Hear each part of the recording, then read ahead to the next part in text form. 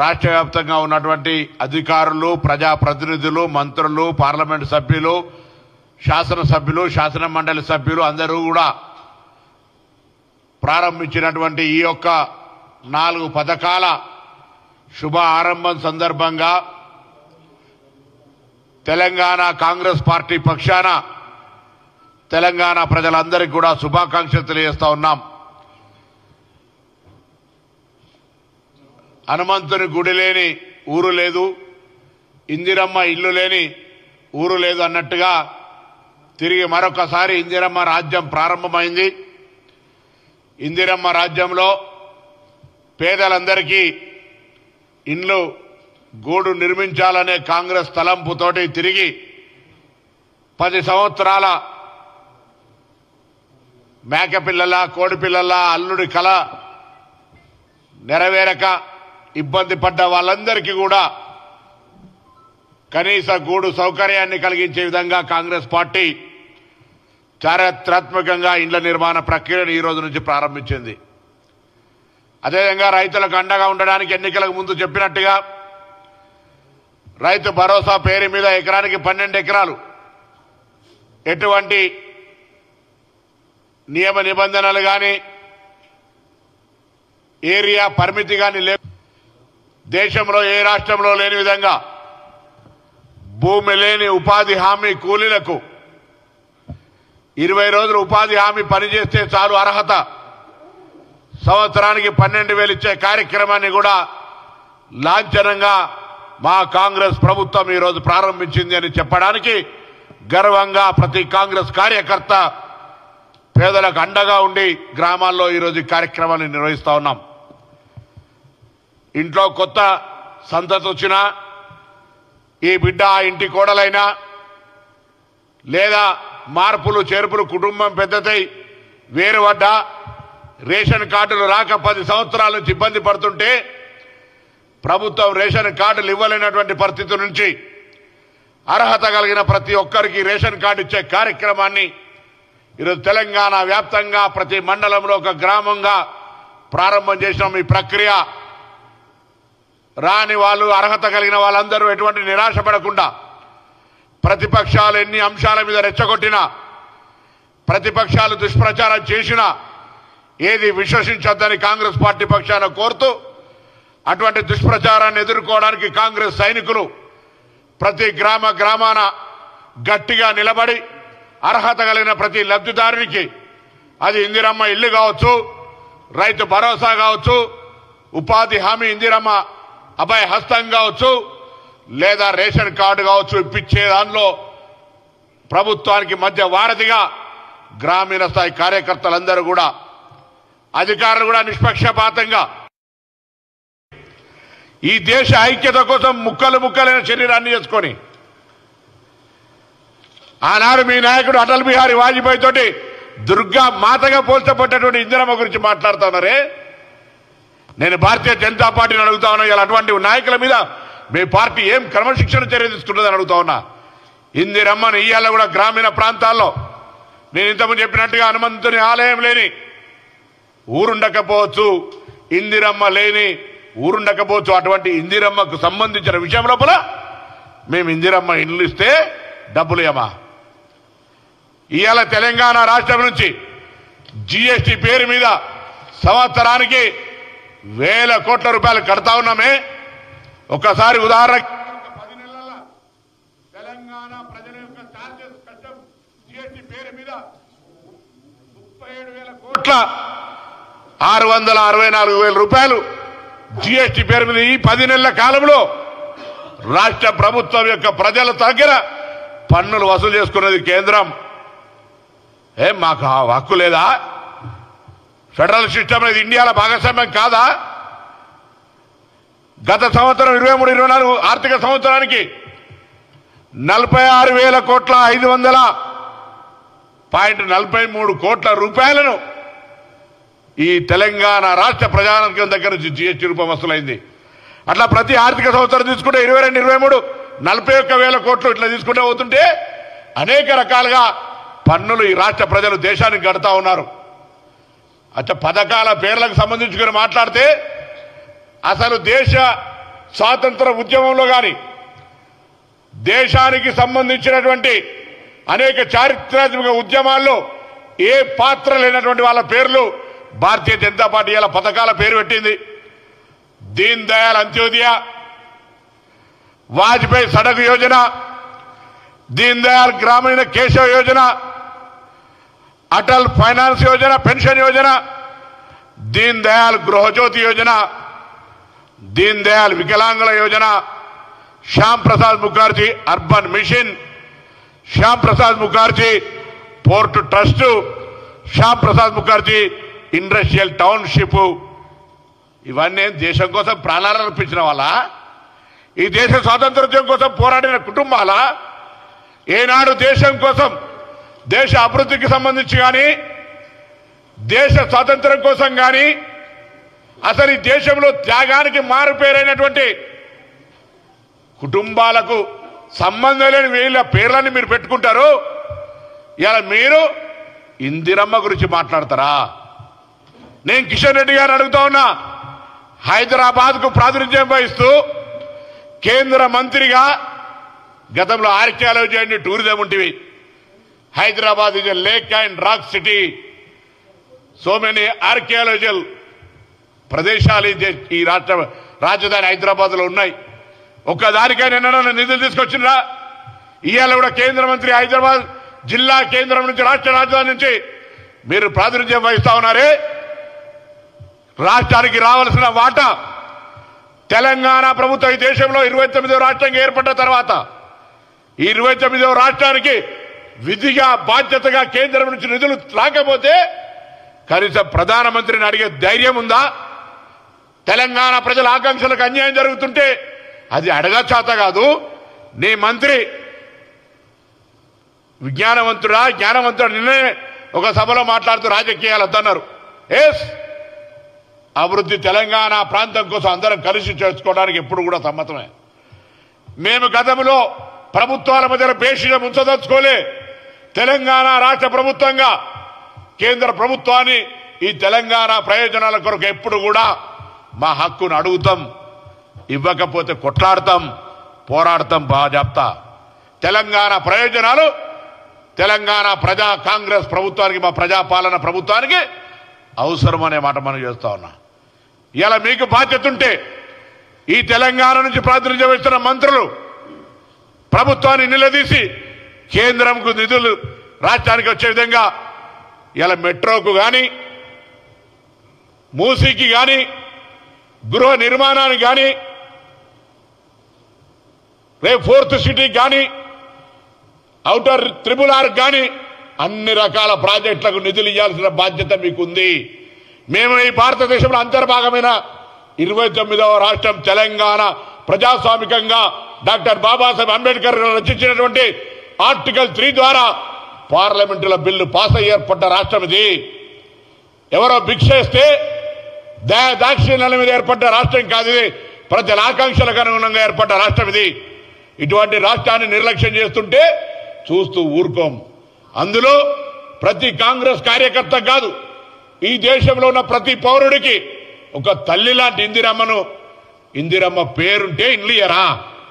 మళ్ళొకసారి అటువంటి మాట్లాడితే మంచిది కాదు. సోదరుడు బండి సంజయ్ గారు చెప్తా ఉన్నా, దయచేసి ఆనాడు అటల్ బిహారీ మంచినండి, చెడనండి. ఆనాడు పాకిస్తాన్ తోటి అంత పెద్ద శ్రమ ఉండే సందర్భంలో యుద్ధం కలిసి ఒక పక్క బంగ్లాదేశ్ దేశాన్ని ఏర్పాటు చేయించినటువంటి ఘనత ఆనాడు అటల్ బిహారీ వాజ్పేయి గారు చెప్పారు. ఏ వీర్ నారీ హే, దుర్గా మాతా హే అని కీర్తించబడ్డటువంటి ఆ మహిళ దేశంలో రాజాభరణ రద్దు చేసి, గరీబీ హఠావో చేసి, అనేక పేద ప్రజల సంక్షేమం కొరకు ఇండ్ల నిర్మాణంతో పాటుగా భూ పంపిణీ కార్యక్రమం చేసి ప్రపంచంలో ఏ నాయకురాలు చేయని విధంగా ఉక్కు మహిళగా ఉన్న ఇందిరమ్మ గురించి మీరు ఎలా మాట్లాడతారా? స్వాగతించండి. రాజకీయాల నాయకులకు దేశం కోసం త్యాగం చేసిన వాళ్ళ పేర్లు పెట్టుకోవడానికి తప్పులేదు అనే భావన తీసుకొచ్చే విధంగా వ్యవహారం చేయండి. కానీ ఇందిరమ్మ గురించి మరొక్కసారి మాట్లాడితే తెలంగాణ భారతదేశ పౌరులు ఎవరు కూడా చూస్తూ ఊరుకోరు. అందులో దేశ అభిమానం ఉండి, దేశ ప్రేమ కలిగి, ఈ దేశం ఐక్యంగా ఉండాలని భావించే ప్రతి పౌరుడు ఇందిరమ్మ దేశం కోసం చేసిన త్యాగం, ప్రాణ త్యాగాన్ని ఎవరు కూడా మరవరనే మాట సందర్భంగా తెలియజేస్తూ మరొక్కసారి అన్ని దగ్గర పెట్టుకొని, ముఖ్యంగా నాలుక దగ్గర పెట్టుకొని మా నాయకుల గురించి మాట్లాడేటప్పుడు వీలైతే చేతనైతే తెలంగాణ అభివృద్ధికి సహకరించండి. అంతే తప్ప తెలంగాణ జరిగే అభివృద్ధిలో ఇందిరమ్మ పేరు మీద ఇండ్లు రావని ఇంకోటి కావని అలా మాట్లాడితే అది అవివేకం, అది మంచిది కాదు. పద్ధతి మార్చుకోవాలి. మార్చుకోకపోతే బీజేపీ నాయకత్వం వాళ్ళకు తగిన విధంగా జ్ఞానం నేర్పాలి. ఆ విధంగా మాట్లాడుతూ ఉంటే ఏ కార్యకర్త చూస్తూ ఊరుకోడనే మాట కూడా ఈ సందర్భంగా తెలియజేస్తా ఉన్నాం.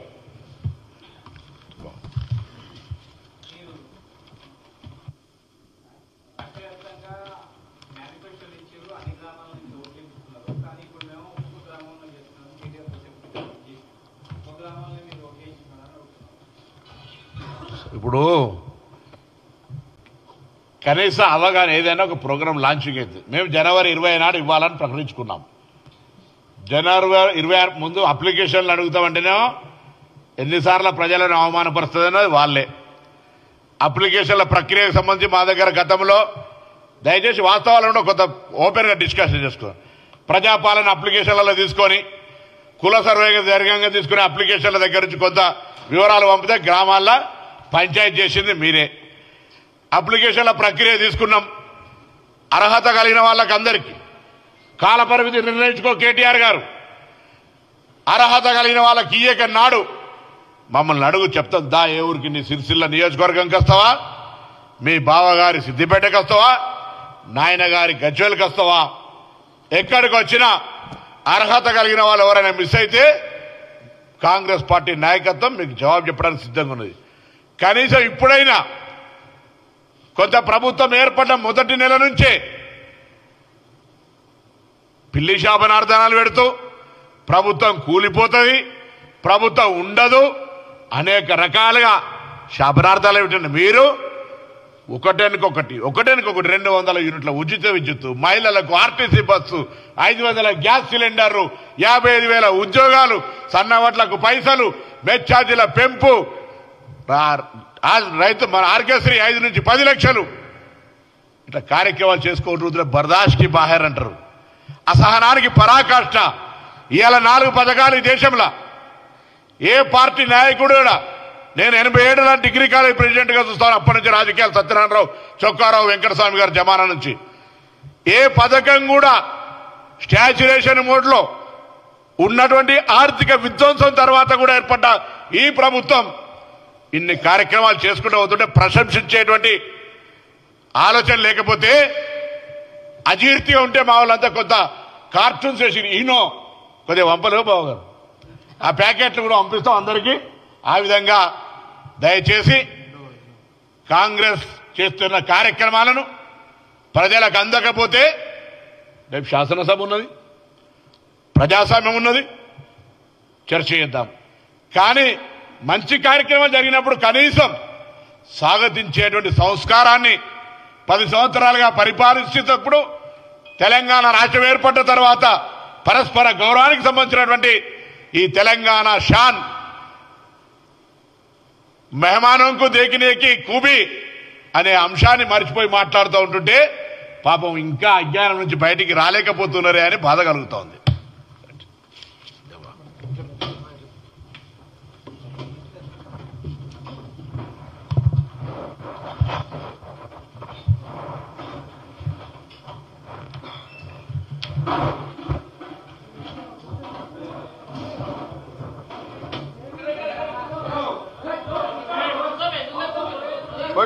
పోయిటోలు పోనీయండి.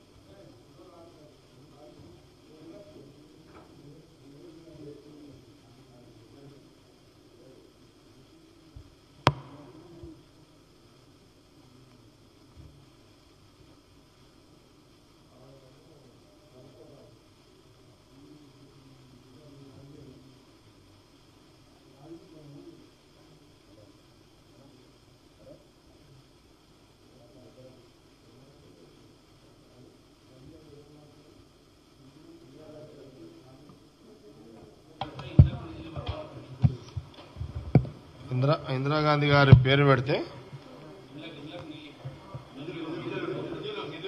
అదే అదే అదే అదే సపోర్ట్ అయితే కొట్టి సపోర్ట్ ఎవరు కొడతారు అదే అదే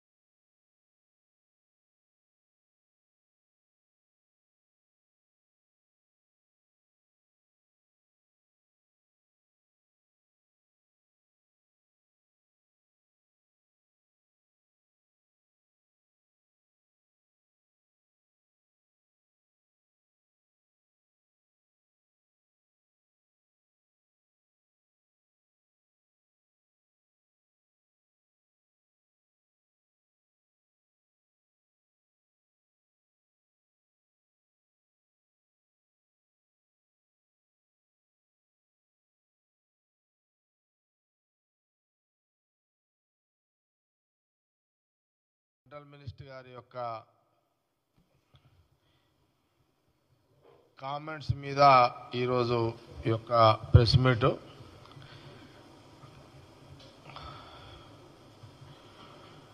బండి సంజయ్ గారు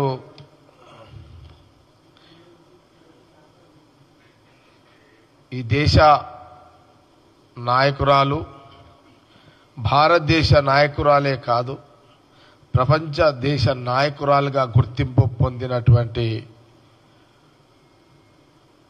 స్వర్గీయ ఇందిరాగాంధీ గారి గురించి వారి పేరు మీద ఇందిరమ్మ ఇల్లు, ఇందిరమ్మ అందరికీ ఇందిరమ్మ ఇల్లే చాలా అందరికి తెలుసు, కానీ ఇందిరమ్మ జాగా కూడా ఉంది, ఇందిరమ్మ స్థలము. మనము ఈ దేశంలో ఏ రాష్ట్రంలోనైనా, ఏ జిల్లాలోనైనా, ఏ తాలూకాలోనైనా ఒక మారుమూల గ్రామంలో కూడా మనము పోతే ఒక 70-80 ఏళ్ళ ఒక అవ్వనో తాతనో కాంగ్రెస్ కండువనో కాంగ్రెస్ జెండా కనబడితే ఒక అవ్వనో తాతనో పరిగెడుకుంటూ వచ్చి, బిడ్డ నేనుంటున్న ఇల్లు ఇందిరమ్మ ఇచ్చిన ఇళ్ళ జాగా ఉంది, ఇందిరమ్మ ఇచ్చిన ఇల్లు ఉంది, నేను ఆ ఇంట్లోనే ఉంటున్నా అని ఒక 70-80 100 వయసున్న, ఇప్పుడు 100 వయసు అంటే అప్పటి నుంచి క్యాలిక్యులేట్ చేసుకుంటే 70-80 ఏళ్ళ వయసు ఉన్న వాళ్ళందరూ కూడా 70 ఏళ్ళ వయసు ఉన్న వాళ్ళు కూడా చెప్తారు, ఎవరైనా చెప్తారు. అంటే కాంగ్రెసు ఇందిరమ్మ స్థలము, ఇందిరమ్మ ఇల్లు, ఇది చరిత్ర. ఇది బండి సంజయ్ గారి వయసు ఎంతో నాకు తెలియదు, ఎవరైనా చెప్తే కొంత హరి ఆయన వయసు ఎంత? బండి సంజయ్ గారి వయసు ఎంత ఉంటుంది అనుకో, అటు ఇటు 57, 60. సరే, నా వయసు 58. ఎవరిది అంటే నాకంటే చిన్నోడే ఇంకా. ఓకే, అది ఓకే. నేను బండి సంజయ్ గారిని ఏమంటున్నా అంటే, ఒక ఒక పార్టీ మీద ఇంకో పార్టీ రాజకీయ విమర్శలు, ఏ పార్టీ ఉనికి వాళ్ళు కాపాడుకోవడానికి విమర్శలు సహజంగా ఏ పార్టీ అయినా ఉంటాయి. అది కాంగ్రెస్ మేము కానీ, బీజేపీ కానీ, బీఆర్ఎస్ కానీ. కానీ ఏదైనా కానీ ఇప్పుడు ఇందిరాగాంధీ గారి ప్రైమ్ మినిస్టర్గా ఉన్నప్పుడు మనం చిన్నపిల్లలం. బండి సంజయ్ గారు కానీ, జగ్గారెడ్డి కానీ, మన వయసు ఉన్న వాళ్ళందరూ కూడా చిన్నపిల్లలం అప్పుడు. నేను అనుకుంటే అప్పుడు 3 సంవత్సరాలు 4 సంవత్సరాలు మన వయసు అట్లుంటుంది ఆ ఏజ్లో. ఇందిరాగాంధీ గారు ఈ రోజులలో మనం ఏంటంటే, ఇప్పుడు మనము జగ్గారెడ్డి మీటింగ్ పెట్టుకోవాలన్నా, బండి సంజయ్ పెట్టుకోవాలన్నా, ఇంకెవరన్నా మీటింగ్లు పెట్టుకోవాలంటే మనం లారీలు కట్టాలి, భోజనాలు ఏర్పాటు చేయాలి, వగేరా వగేరా వగేరా చేయాలి. ఈ రోజులలో అయితే ఎనీ పొలిటికల్ పార్టీ, ఏ పార్టీ అయినా కానీ, దేశంలో ఉన్న ఏ పార్టీ అయినా కానీ ఎవరు ఆనాడు ఇందిరాగాంధీ గారి కాలంలో ఎవరు కూడా బండి కట్టకుండా స్వతంత్రంగా ఇందిరాగాంధీ గారు హైదరాబాద్ వస్తున్నారంటే, హైదరాబాద్ చుట్టుపక్కల గ్రామాలలో బండ్లు కట్టుకొని 3 రోజుల ముందు నిజాం కాలేజీకి ఇందిరాగాంధీ గారు వస్తున్నారంటే, ఆ రోజులలో ఈ చుట్టుపక్కల గ్రామాలలో, ఆ రోజులు గ్రామాలే కదా, ఇప్పుడంటే అర్బనైజేషన్ అయిపోయింది, కానీ ఆ రోజులలో గ్రామాలే కాబట్టి చుట్టుపక్కల ఆ రోజులలో ఇన్ని వసతులు లేవు. ఎడ్ల బండ్లు కట్టుకొని 3 రోజులు సర్ది పెట్టుకొని వచ్చి నిజాం కాలేజీలో బస చేసేటోళ్ళు. 3 రోజుల కిందటే వచ్చేటోళ్ళు ఇందిరాగాంధీ గారు వస్తున్నారంటే. ఆ రోజు ఆమె సభకు వచ్చింది, ఒక నిజాం కాలేజ్ ఆ రోజులలో వచ్చింది అని అంటే, 3 రోజుల ముందు ఎడ్ల బండ్లు కట్టుకొని వచ్చిన వ్యవస్థలో ఇందిరాగాంధీ గారు నాయకురాలు గారు. అందుకని ముందే చెప్పిన, ఆమె మన భారతదేశ నాయకురాలు కాదు, ప్రపంచ దేశ నాయకురాలుగా వర్ణించబడ్డ చెప్పినటువంటి ఇందిరాగాంధీ గారు. ప్రపంచ దేశాలే ఆమెను పొగిడిన సందర్భాలు. ఆ రోజు బహిరంగ సభలో వచ్చి ఇందిరాగాంధీ గారు ఏం మాట్లాడేవాళ్ళు, రోటీ కపడా మకాన్. ఆమె ఏమని తిట్టేది కాదు, ఆమె వచ్చి ఇదే చెప్పేది, ఈ దేశ్ కి జనతా కే లియే రోటీ కపడా మకాన్ జరూరత్ హై. ఈ దేశ ప్రజలకు కావాల్సింది రొట్టె, బట్ట, ఇల్లు, ఈ 3 కావాలి అని ఆ రోజు ఇందిరాగాంధీ గారి యొక్క నినాదం ఆమెది. ఆ 3 మాటలు వినడానికే దేశంలో నలుమూలల నుంచి ప్రతి ఒక్క మానవుడు వచ్చేవారు ఆమె సభకు. అది ఇందిరాగాంధీ గారి యొక్క చరిత్ర. నేను బండి సంజయ్ గారికి ఏమంటున్నంటే, నీ పార్టీ, నీ బీజేపీ పార్టీ తెలంగాణలో బలంగా మీరు లేరు. మీరు గఫ్లత్లో 8, 5, 3, 4, 5 మొన్న 8 వచ్చిర్రు ఎంపీలు, అది గఫ్లత్లో వచ్చినాయి. మీకు 8 ఎంపీ సీట్లు తెలంగాణలో మీకు గఫ్లత్లు వచ్చినాయి. మీకు తెలంగాణ గడ్డ మీద బీజేపీ రాజకీయపరమైన ఉనికి లేదు.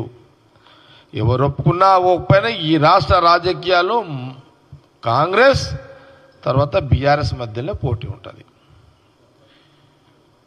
వీళ్ళేం అనుమానం లేదు దీంట్లో, ఈ 2 పార్టీల మధ్యలో పోటీ ఉంటుంది.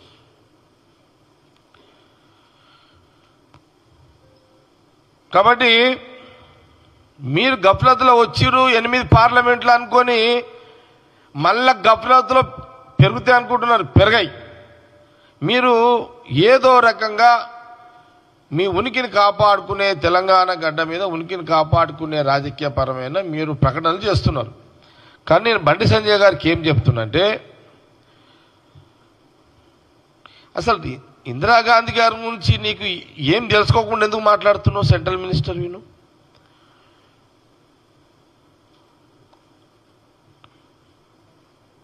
ఇందిరమ్మ నువ్వు నేను పుట్టకముందే ఆమె ఇందిరమ్మ నినాదం కోటి ఇది రోటీ కపడా మకాన్. ఇంకా మనం భూమికి రాలే, బండి సంజయ్ రాలే, నేను రాలే, చాలామంది రాలే.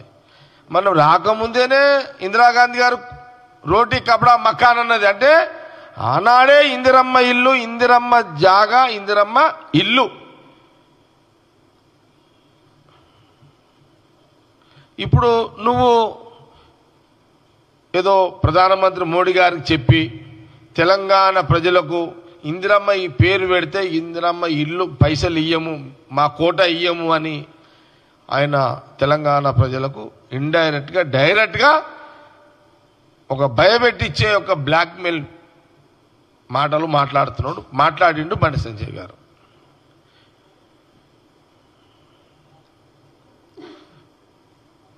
అసలు నేను బండి సంజయ్ గారికి ఏం చెప్తున్నా అంటే, అసలు ఏమి తెలుసు బండి సంజయ్ గారు బీజేపీ నాయకులారా, ఇందిరాగాంధీ గారి యొక్క చరిత్ర దేశ ప్రజలకు తెలుసు, నీకు తెలవకపోవడము చాలా బాధ అనిపిస్తుంది.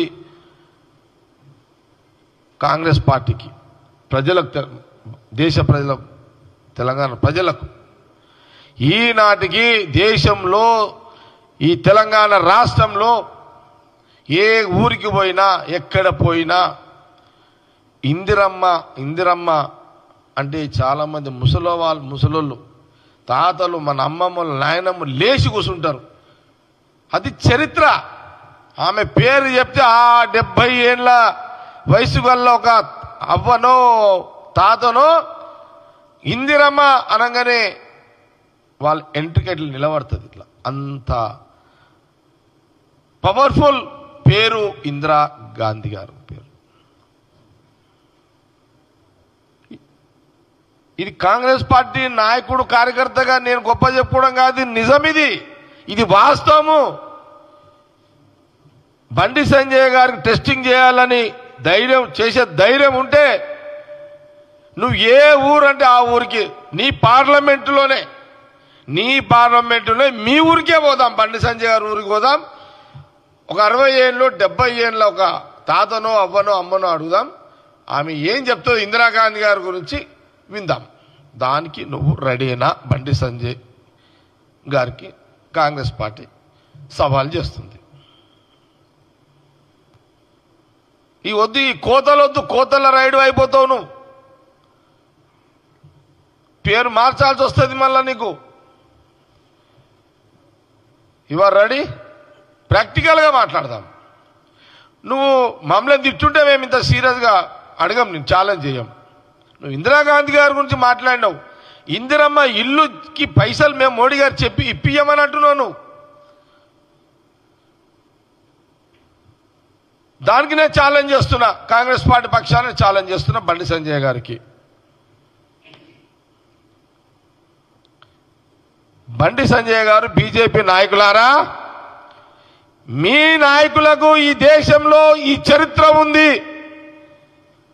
మోడీ గారికి ఈ చరిత్ర ఉంది, అమిత్ షా గారికి ఈ చరిత్ర ఉంది, ఇంకోరికి ఈ యొక్క త్యాగాల చరిత్ర ఉంది అని కేంద్రంలో బీజేపీ నాయకులకు ఒక్కరికైనా మీరు చెప్పగలరా? ఛాలెంజ్ చేయగలుగుతారా కాంగ్రెస్ పార్టీ కార్యకర్తలతోటి? మీరు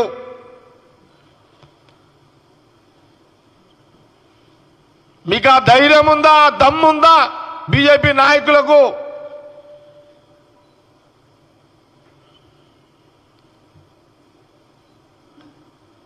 ఆనాడు స్వతంత్ర ఉద్యమంలో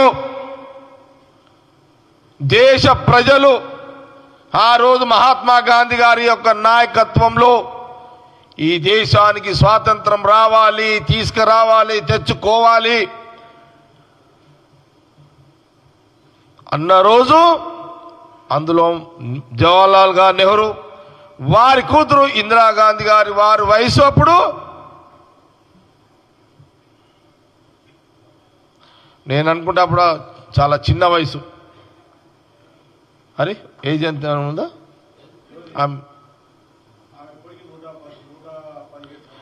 ఆ రోజు ఏంది దాదాపు మహాత్మా ఈ దేశ ప్రజల స్వాతంత్ర ఉద్యమంలో మహాత్మా గాంధీ గారి యొక్క నాయకత్వంలో నెహ్రూ గారి జవహర్లాల్ నెహ్రూ కూతురు ఆవిడ యొక్క సారథిలో దాదాపు 6 సంవత్సరాలు జైలు జీవితం గడిపింది ఆమె. 6 సంవత్సరాలు దేశం కోసము ఆ చిన్న వయసులో, చిన్న వయసు అంటే ఆ రోజుల్లో చిన్న వయసే, ఆ వయసులో ఆమె జైలు జీవితం గడిపింది. పెళ్లి అయినాక కూడా జైలు జీవితం గడిపింది.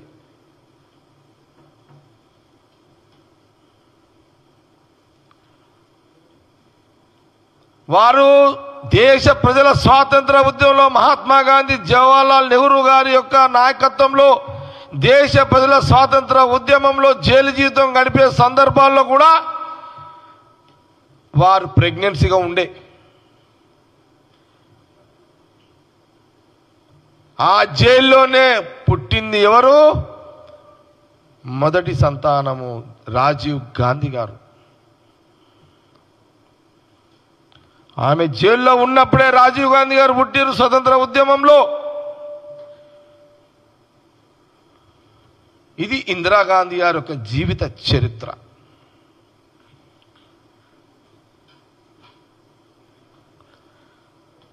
బండి సంజయ్ గారు మీకేం తెలుసు? తూ తెలియదు, తా తెలియదు. నోరుంది కదని మీరు, నాలుక ఉన్నది కదని మీరు మాట్లాడుతూనే ఉంటారు.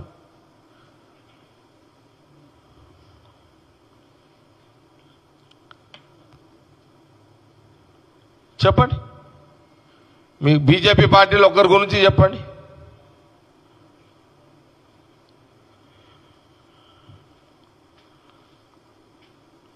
మీరు ఆ ఆ యొక్క ఇందిరాగాంధీ గారు, ఆ యొక్క చరిత్ర గల్ల కుటుంబం, ఆ చరిత్రలో ఒక చరిత్ర ఉన్నట్టు ఇందిరాగాంధీ గారి యొక్క పేరు ఇందిరమ్మ ఇల్లు పేరు పెడితే మీరు మేము పైసలు ఇయ్యామని మీరు మాట్లాడతారా? ప్రధానమంత్రి గారు చెప్తానంటారా? ఇదేనా మీ విలువలు? విలువల కోరుతో కూడుకున్న రాజకీయ వ్యవస్థ బీజేపీ ఉండకపోవడం దురదృష్టకరం.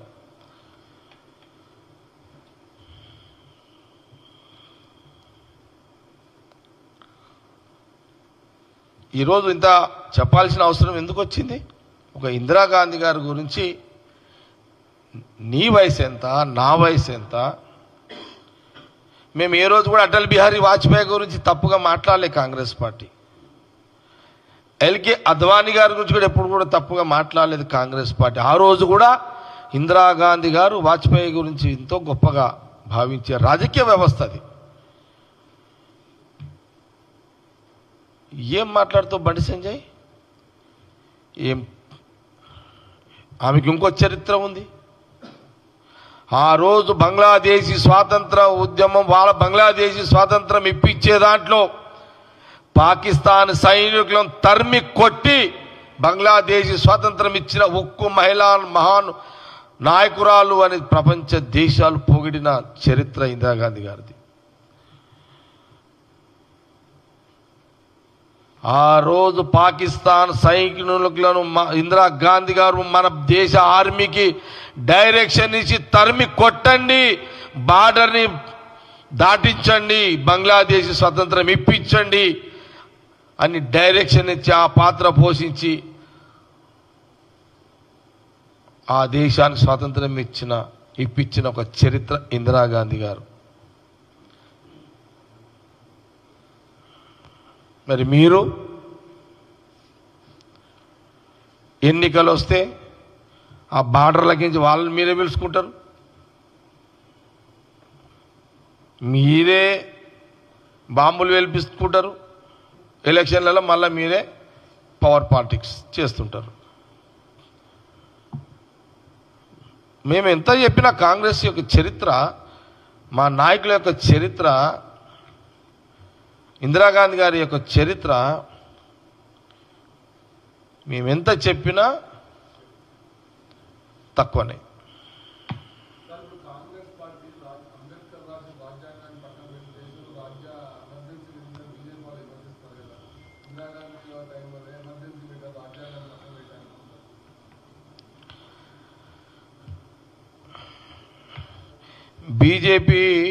బీజేపీ యొక్క అదే శ్రీనివాస్, ఓకే, అంబేద్కర్ గారు రాజ్యాంగాన్ని రాయడానికి అసలు పునాదే కాంగ్రెస్ పార్టీ, కాంగ్రెస్ గవర్నమెంట్, జవహర్లాల్ నెహ్రూ గారు ప్రధానమంత్రిగా.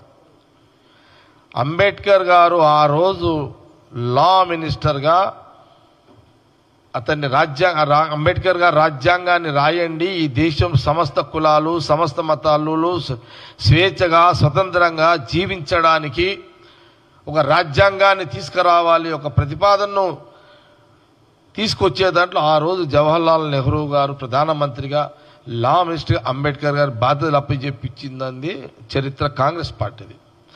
అందులో నుంచే నువ్వు ఒక నాయకుడిగా ఎదిగినో బండి సంజయ్ గారు. ఆ రోజు నెహ్రూ గారు అంబేద్కర్ గారు తీసుకొచ్చిన రాజ్యాంగం దాంట్లోకించే ఈరోజు బండి సంజయ్ గారు సెంట్రల్ మినిస్టర్ దాకా పోయిండు, ప్రధానమంత్రి కూడా అయిండు బీసీ కోటాలో. ఇవన్నీ రూపకల్పనకు పునాదే జవహర్లాల్ నెహ్రూ కాంగ్రెస్ పార్టీ, అందులోనే అంబేద్కర్ గారు తీసుకొచ్చిన రాజ్యాంగం. మీరు ఆ కప్పతీరు మీరు ఎట్లా దుంకినా అది లాభం లేదు. అది మీ అన్ని కప్పదుంకులు ఎక్కువనే మీ అంతా. విన్నారా? జవాబు వచ్చిందా శ్రీనివాస్ గారు? ఇది నిజమే కదా, ఇదేదో మేమేదో లేనిది చెప్పడం కాదు కదా, ఇది నిజమే కదా. ఆనాడు రాజ్యాంగ అంబేద్కర్ గారికి ఎవరు ప్రైమ్ మినిస్టర్? ఇందిరాగాంధీ గారు తండ్రే కదా, జవహర్లాల్ నెహ్రూే కదా. ఆ రిజర్వేషన్లకించే కదా ఈరోజు ప్రధానమంత్రి మోడీ గారు, అమిత్ షా గారు, బండి సంజయ్ గారు వగేరా వగేరా వగేరా అందరూ వచ్చారు. ఇది చరిత్ర ఇదంతా. మీరు అంటే ఇప్పుడున్న ఈ కొత్త జనరేషన్కి తెలివై ప్రాబ్లం ఏంటంటే, ఇప్పుడున్న జనరేషన్ తెలివై తెలుసుకునే ప్రయత్నము జనరేషన్ కూడా చేస్తలేదు చరిత్ర గురించి. ఇప్పుడున్న ఈ మధ్యలో 20 ఏళ్ల కిందట, 10 ఏళ్ల కిందనో, 20 ఏళ్ల కిందనో, 25 ఏళ్ల కింద పుట్టిన పిల్లలు తెలుసుకోలేకపోతున్నారు.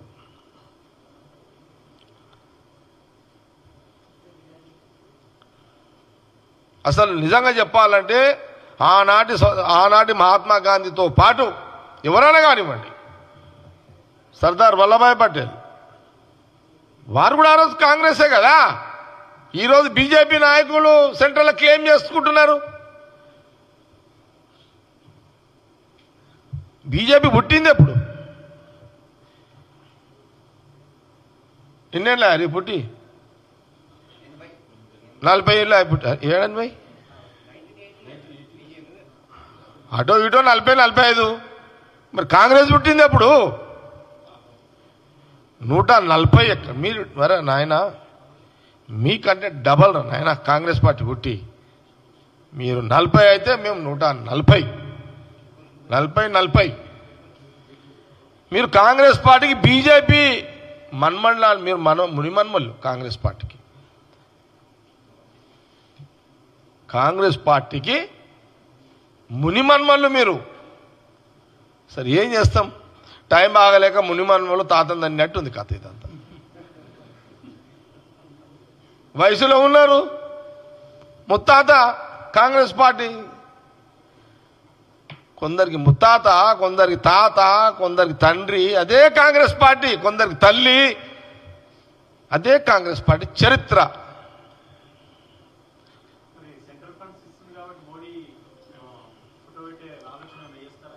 అది తర్వాత సంగతి. అదంతా అది గవర్నమెంట్ గురించి అది గవర్నమెంట్, మా సీఎం గారు రేవంత్ రెడ్డి గారు, మా మినిస్టర్లు మాట్లాడతారు.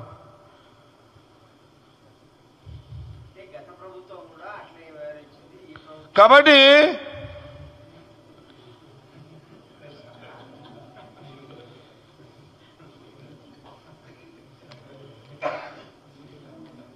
ఇందిరాగాంధీ గారిని విమర్శించడము అది నీ వయసుకు తగదు, నీ శక్తికి తగదు.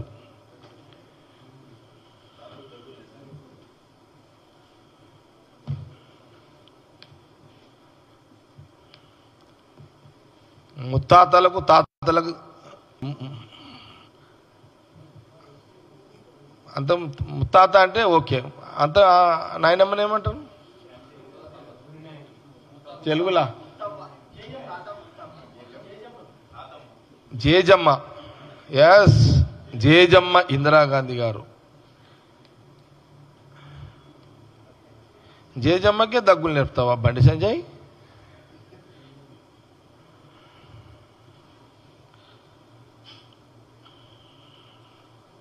కాబట్టి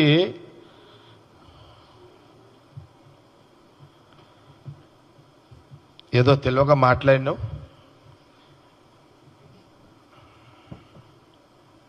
మీడియా ద్వారా కొన్ని విషయాలు మేము ప్రపంచ దేశాన్ని రాష్ట్ర ప్రజలకు తెలియజేసినాం.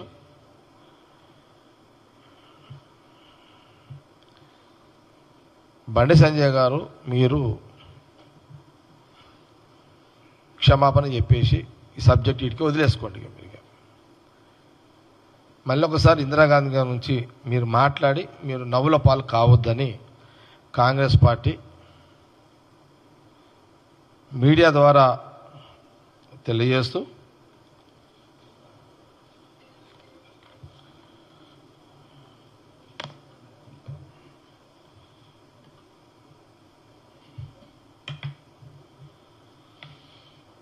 రైట్. ఇంకేమైనా డౌట్స్ ఉంటే అడగండి.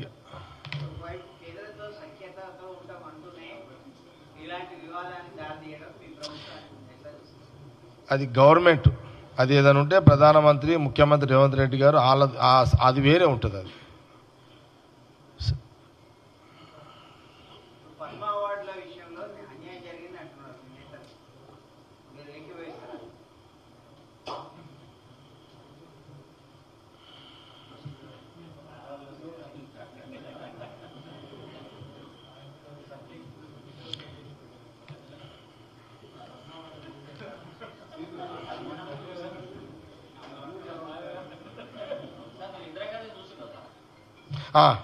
ఎస్, మంచి question. Very good, very good question. I like you. ఎవరు? మన ఆంధ్రప్రభ జాన్ రోస్. మంచి ప్రశ్న ఇది, చాలా ఇంట్రెస్టింగ్ ప్రశ్న. శ్రీనివాస్, వెరీ ఇంట్రెస్టింగ్ ప్రశ్న, మంచి ప్రశ్న. ఆయన ఏమన్నాడు? నువ్వు ఇందిరాగాంధీని గారిని చూసావా? ఎస్ చెప్తా. ఇప్పుడు నేను చెప్తే, నేను పుట్టింది 1966.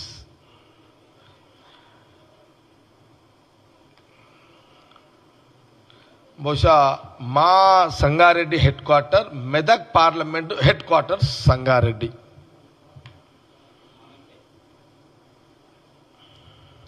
ఓకే. అయితే మా పార్లమెంట్ నుంచి ఇందిరాగాంధీ గారు, ఆ రోజు బాగారెడ్డి గారు, మా దగ్గర సంగారెడ్డిలో పి రామచంద్రారెడ్డి గారు, సిద్దిపేటలో మదన్మోహన్ రావు గారు, ఇట్లా చాలామంది మెయిన్ అయితే బాగారెడ్డి గారే. పెద్ద తోపులు అవన్నీ, రాజకీయ తోపులు అవి. వారు ఇందిరాగాంధీ గారిని మెదకు జిల్లా మెతుకు సీమ అంటాం. వెనుకబడ్డ జిల్లా మెతుకు సీమ. ఈ మెతుకు సీమ వెనుకబడ్డ జిల్లాకు ఇందిరాగాంధీ గారిని తీసుకొచ్చి ఇక్కడ ఎంపీగా గెలవాలి, ఇక్కడ ప్రైమ్ మినిస్టర్ కాబట్టి మెతుకు సీమ ప్రజలకు మేలు జరుగుతుంది అనే వ్యవహారంలో వారిని తీసుకురావడం జరిగింది. అంతకు ముందే, అంటే ఎంపీ కంటే ముందే సంగారెడ్డికి దేశవ్యాప్తంగా ప్రచారం చేసుకుంటూ సంగారెడ్డికి వచ్చింది. బహుశా అప్పుడు నా వయసు లేదు, 6 సంవత్సరాలు ఉండొచ్చు నేను అప్పుడు. ఇది పార్లమెంట్ కంటే ముందు చెప్తున్నా. ఆ రోజు ఎస్ 78 ఓకే కావచ్చు అంటే అప్పటికి ఓకే 11 ఇయర్సా 11 సంవత్సరాలు. ఆ రోజు ఇందిరాగాంధీ గారు ఆ వయసులో, ఇందిరాగాంధీ గారు ఎవరో నాకు తెలియదు, చిన్న వయసు కదా, 11 సంవత్సరాలు ఏ క్లాస్ ఉంటాం? 6th క్లాస్, 6వ సంవత్సరం, 5, 6, 5వ తరగతి 6వ తరగతి మనకేం తెలుసు? తెలియదు. అయితే నేను ఆ రోజు నా మైండ్లో ఉన్నది మీకు చెప్తున్నా. ఇందిరాగాంధీ గారు ఎవరు నాకు తెలియదు. నా 10-11 సంవత్సరాలు ఇందిరాగాంధీ గారు ఎవరు తెలియదు. నేను సంగారెడ్డికి ఇందిరాగాంధీ గారు అప్పుడు ప్రచారానికి వస్తున్నట్టుంది. ఇప్పుడున్న అంబేద్కర్ స్టేడియం గ్రౌండ్ ఉంది కదా, ఇది మన రాహుల్ గాంధీ గారి సభ 2017లో నేను జరిపిన కదా ఆర్గనైజేషన్, ఆ గ్రౌండ్లోనే ఇందిరాగారి సభ, ఆ గ్రౌండ్కి వస్తుంది. మా అమ్మ, నేను చిన్న వయసు,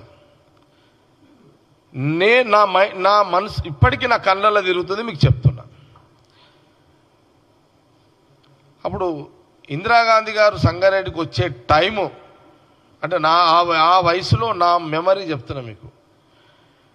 ఆ టైం ఏం తెలుసా? మబ్బుల 3 గంటల సమయం. మీరనొచ్చు ఇందిరాగాంధీ గారే తెలియదు నీకు 3 గంటలు ఎట్లా తెలుసా నా డౌట్ రావచ్చు మీకు. ఎందుకు తెలుస్తుంది అని అంటే, మా అమ్మ నన్ను కూర్చుని పెట్టుకుంది ఇంట్లో, వాచ్ చూసుకుంటూ కూర్చున్నది.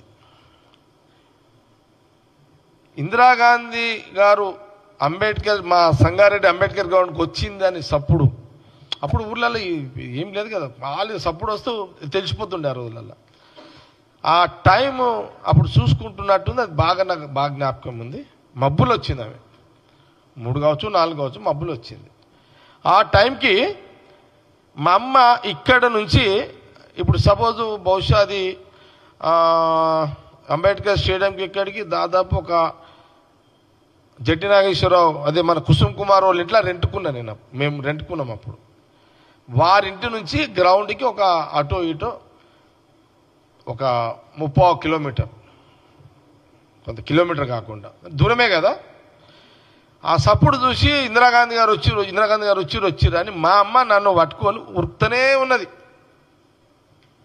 ఇది ఆమె ఉరుకుతుందిగా, ఆమె ఎందుకు ఉరుకుతుందో మా అమ్మ ఎందుకు ఉరుకుతుందో నాకు తెలియదు. నా చేయబట్టుకున్నది జర్సేపు, నేను పిల్లగాన్ని జర్సేపు పట్టుకొని చేయబట్టుకుని ఉరుకుతున్నది, జర్సేపు సంకలు ఎత్తుకున్నది. అయినా మా అమ్మ ఏఎన్ఎం నర్సు, మా అమ్మ డ్యూటీ చేస్తుంది. మా అమ్మ ఇక మా అమ్మ అంటే ఇక మనకేం తెలియదు, ఆమె ఉరుకుతున్నది, ఆమె చేయబట్టుకుంది కాబట్టి ఉరుకుతున్నా. జర్సేపు పిల్లగాని కదా దమ్ము పడుతుంది అని ఎత్తుకున్నది. అటు ఇటు ఆ గ్రౌండ్కి పోయే కాడికి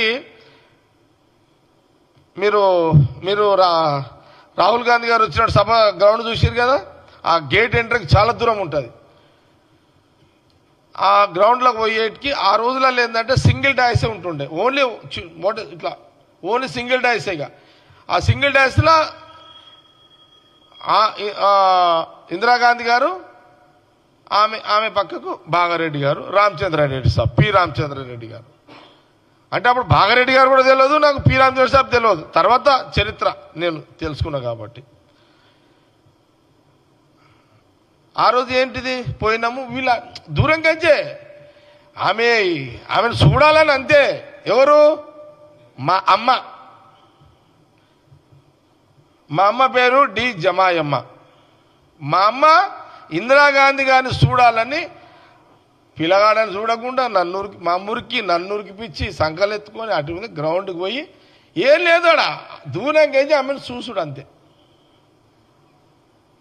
నేను అనుకుంటాను, నేనే కాదు బండి సంజయ్ అమ్మ కూడా ఆ రోజులలో అట్లా ఉరుకుంటుంది, నో డౌట్.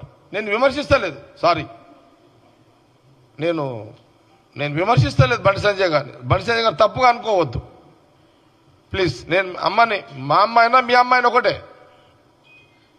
బండి సంజయ్ గారు మీ అమ్మాయినా మా అమ్మాయినా ఒకటే.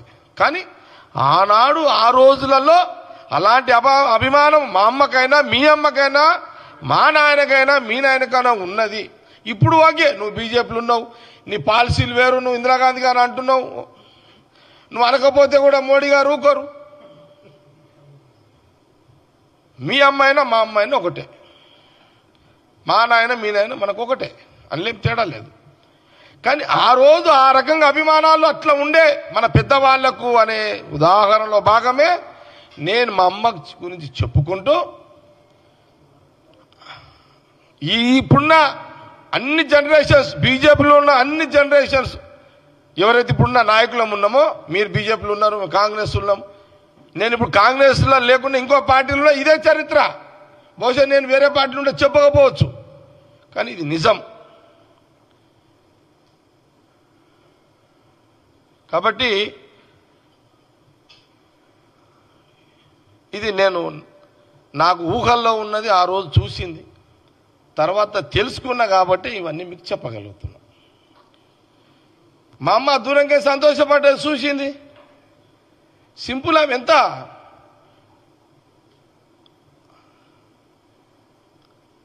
అప్పటికి ఆ గ్రౌండ్ అంతా కూడా ఇడ్ల బండ్లు, పబ్లిక్, వంటలు వండుకొని పడుకున్న ఆమె రాగానే లేచి కూస్తున్నారు, అంతా గొంగళ్ళు తెచ్చుకోవడము. ఇది నిజమే కదా. ఇలాంటి చరిత్ర ఉన్న నాయకురాలు దేశ రాజకీయాల్లో ఏ రాజకీయ పార్టీకి ఉన్నది? ఇది బీజేపీ పార్టీ కానీ ఏ పార్టీ నాయకులన్నా దీని గురించి ఏం మాట్లాడతారు? ఏముందని మాట్లాడతారు?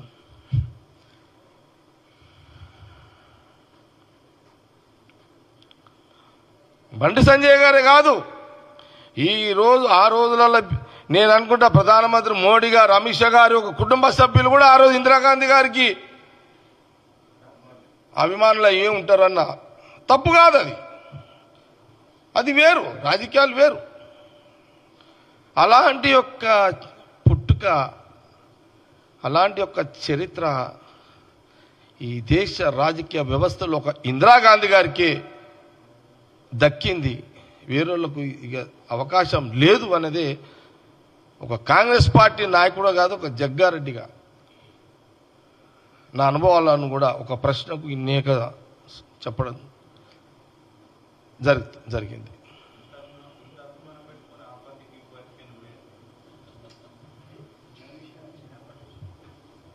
చెప్తే కదా, నువ్వు అడిగినావు ఇంత అభిమానం పెట్టుకొని ఇటువంటి ఎందుకు తిరిగావు నువ్వు నన్ను అంటున్నావు. నేను అన్నది ఆమె చరిత్ర గురించి చెప్తున్నా.